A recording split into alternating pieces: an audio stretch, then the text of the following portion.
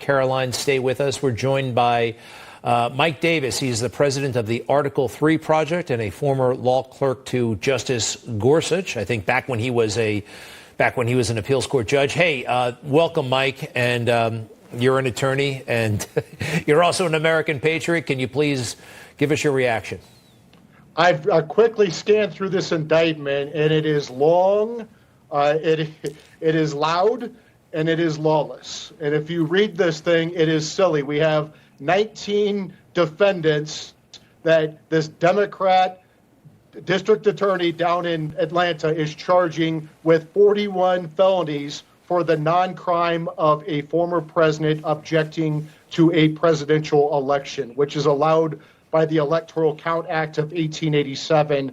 And it is also not a crime to twist arms politically. That is allowed by the First Amendment. It is only a crime to object to presidential elections in third world Marxist hellholes like Zimbabwe and now New York, D.C., and Atlanta. This is Democrat lawfare by these Democrat prosecutors where they want to bring these lawless charges against President Trump with these Democrat prosecutors, Democrat judges, and Democrat juries. And they want these Democrat prosecutors, judges, and juries instead of the American people deciding that who's going to be the next president, and that's not going to fly with the American people. The American people will decide the next presidential election on November 7th, 2024, not Alvin Bragg, Jack Smith, Fani Willis, Tish James, or these other goofball Democrat prosecutors.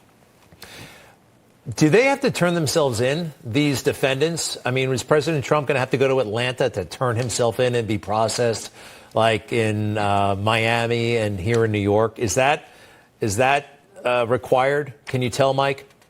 I presume that President Trump will go to his arraignment. I think it would be on Thursday is what I'm hearing. Maybe it's a different day.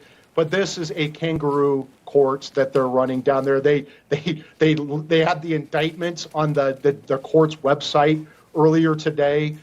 This is a clown. The wheels have fallen off the clown car in Fulton County, Georgia, and this is not going to fly. We saw with Alvin Bragg's indictment that won the presidential primary for President Trump, the Republican primary. Jack Smith's first indictment for the non-crime of a former president having his presidential records, which is allowed by the Presidential Records Act, put Trump within very close contention with Joe Biden. Jack Smith's second indictment for the non-crime of objecting to a presidential election, I think won the general election for Trump. And now Fani Willis's dumb indictment of President Trump is going to ensure that President Trump wins by 2 or 3 percentage points. Mike, what's this doing? I mean, what's this doing to law and order in the country?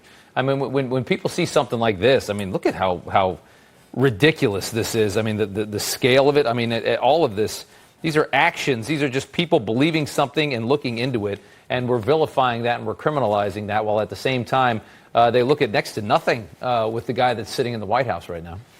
Yeah, these are republic-ending tactics by these Democrat prosecutors, and maybe they don't care. I mean, this is no longer our parents' or grandparents' Democrat Party. These aren't liberals who love America. Yeah. These are leftists. These are Marxists who hate America. They don't believe in due process.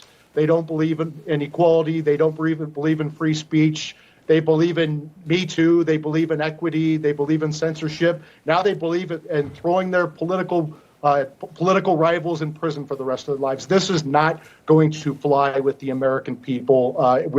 We are already seeing the backlash in the polls. This is going to backfire spectacularly on Joe Biden and the Democrats on Election Day 2024.